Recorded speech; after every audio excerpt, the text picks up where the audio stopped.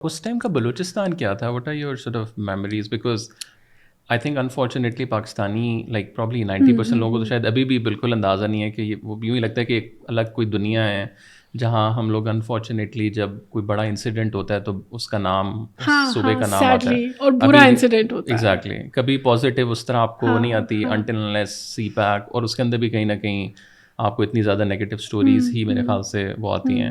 But us time کا بلوچستان کس طرح کا تھا؟ لائک ذرا آپ نے اس سائڈ پہ بھی ٹریول کیا ہوگا, پنجاب یا مین, تو like what are your sort of memories اس ٹائم کی؟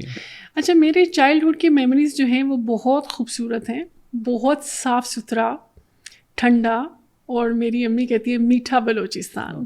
ٹھیک ہے, تو فضا کے اندر بہت ایسے جیسے ہم آہنگی ہوتی ہے, you are not scared of anybody, you have a very shared neighbourhood جہاں پہ بلوچ بھی نیبرس ہیں, پشتونس بھی نیبرس ہیں. And we never could figure out in our childhood کہ there is a something that is called ethnicity, یا کوئی racism کا مسئلہ ہوگا, یا ہم صرف اس بنیاد پہ ایک دوسرے سے نفرت کریں گے. ہمارے دوست بلوچ تھے, پشتون تھے, ہم اکٹھے کھیلتے تھے. And there was know concept کہ اگر عید پہ بلوچی ڈریس میری دوست نیبر جو ہے اس نے بنایا تو میرا بھی بلوچی ڈریس ہے, اور اگر میرے امی پنجاب سے کچھ پنجابی شلوار قمیض لا رہی ہیں تو ان بچوں کو بھی شلوار قمیض دے رہی ہیں. So it was a very shared community sense تھی, you know, there was no sense of hatred. چیزیں خراب ہوئی ہیں 2005 آنورڈس, جب بگٹی صاحب کا مرڈر کیا گیا ہے. اس کے بعد چیزیں بہت, مطلب کہنا چاہیے کہ بلوچستان کو آگ لگاتی ہوئی ہے. ایسا نہیں ہے کہ وہ جو میں خوبصورت بچپن کہہ رہی ہوں وہ بہت ڈیولپڈ بلوچستان تھا. وہاں پہ کلو میٹرز تک لوگوں کو پانی نہیں ملتا تھا. اس ٹائم پہ بھی پانی کا مسئلہ, بٹ وہ خوف کی فضا خوف نہیں تھا, بہت سادہ زندگی تھی لوگوں کی, اور ایک دوسرے کے ساتھ بڑی رواداری کا تھا. میں آپ کو جتنے بھی اضلاع گنوائے ہیں, جیسے پشین ہے, جیسے قلعہ عبداللہ ہے, اب یہ سارے ڈفرینٹ بیلٹ ہیں, لینڈسکیپ وائز بھی اور کلچر وائز بھی, کہ کہیں پہ بلوچ میجورٹی ہے, کہیں پشتون میجورٹی ہے, لیکن آپ as a Punjabi you do not figure that difference, یا ڈسکریمنیشن, لیٹس سے ڈسکریمنیشن آپ نہیں کر پاتے تھے. پھر اس کے بعد وہ بہت بہت ڈپرائیوڈ رہا ہے. مطلب لوگوں کا مجھے ابھی بھی یاد ہے کہ جو نصیر آباد, جعفر آباد, جھل مکسی, جٹ پٹ کے علاقے سے جو ورک فورس آتی تھی گرمیوں میں یہاں کام کرنے کے لیے, کیونکہ وہاں ٹمپریچر بہت زیادہ ہو جاتا ہے, لائک 52 تک بھی چلا جاتا ہے. تو وہاں سے جتنے بھی مزارے یا جو مزدور لوگ تھے وہ شہر میں آ کے کوئٹہ میں, کیونکہ کوئٹہ ٹھنڈا ہے, سینٹرل ہے, بزنس ہب ہے, تو وہ کام کرتے تھے. تو وہ جب وہ کام والی فورس آتی تھی وہ بتاتے تھے کہ ان کا سب سے بڑا میل یہ ہے کہ وہ ٹماٹر, پیاز اور ہری مرچ کا مسالہ بھون کے ساتھ میں وہ تڑکے والے چاول جو ہیں, دیٹ از دیئر فیسٹ میل. ٹھیک ہے, تو ایسا نہیں ہے کہ چیزیں ہمارے چائلڈہڈ میں بڑی ڈراسٹکلی بڑی کوئی ڈیولپ تھیں, بڑے مالس, ایسا کچھ بھی نہیں تھا. لیکن کیونکہ وہ بارڈر ہم شیئر کرتے تھے افغانستان کے ساتھ, اس کی وجہ سے بہت سارا اسمگل آئٹم بلوچستان میں داخل ہوتا تھا, جس کا مطلب یہ ہوتا تھا کہ بہت چیپ شاپنگ ہوتی تھی بہت اچھی پروڈکٹس کی. تو وہ بھی ایک ریزن ہوتا تھا کہ لوگ سیزنل شاپنگ کرتے تھے. سندھ سے, پنجاب سے لوگ جاتے تھے, they would buy a lot of things, that was contributing to economy also.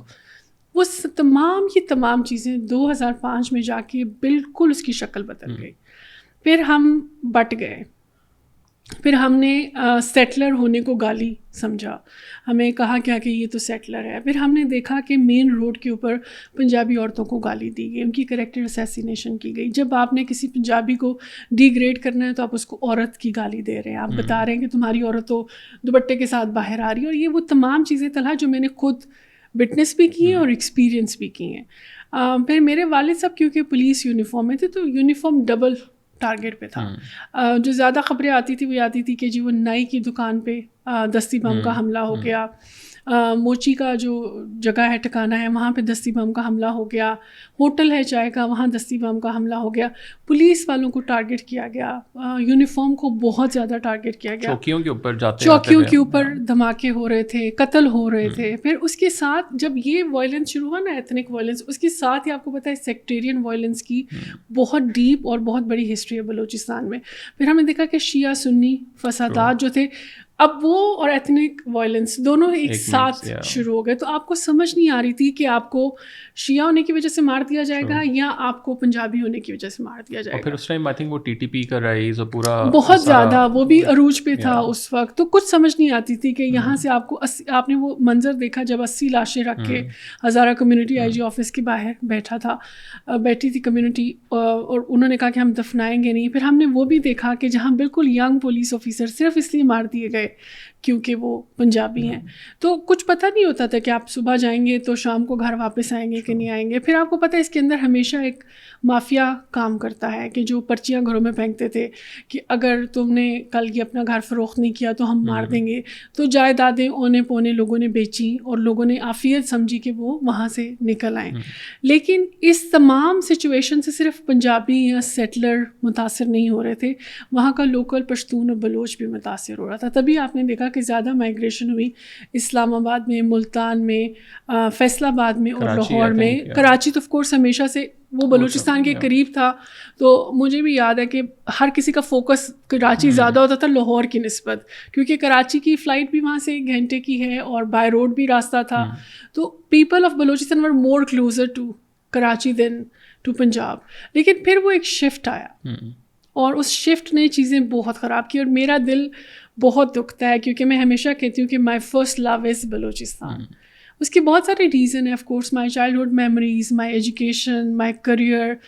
میرے والد صاحب I am very attach to my dad, تو ان کا پورا ایک جرنی ہے وہاں پہ, اور وہ کیسے سیلف میڈ آدمی, کیسے اس نے ان کے لیے تو پردیس تھا because he had no other family member, اور وہ روزگار کے لیے وہاں گئے اور ہمیشہ پھر وہیں رہ گئے. تو یہ تمام کافی تکلیف دہ چیزیں ہیں.